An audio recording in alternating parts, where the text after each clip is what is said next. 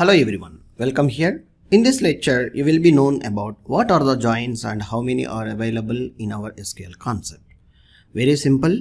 Basically, in our mathematics subject, how we can see the Venn diagrams, the same way joins are going to be represented. Let's see here.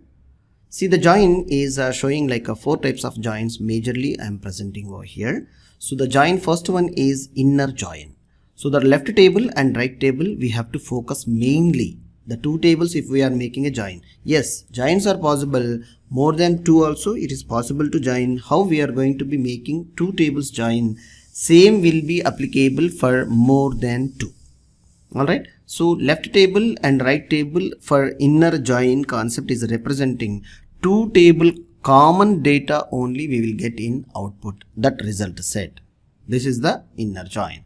And full join is representing all the rows and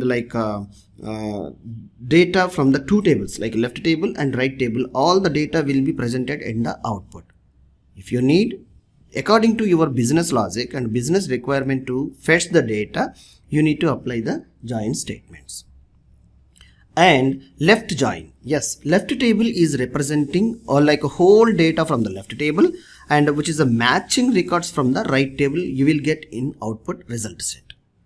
Similarly, quite opposite of right join. So left table, which is having image, you may see the presentation of the image, how it is representing. The colored, you will get the data. Without color, you won't get the data, which is a matching records from the left table. Whole data from the right table will be get from the right join.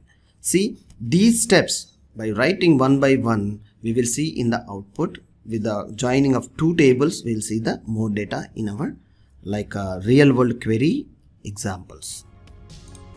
I'll see you there. Thank you.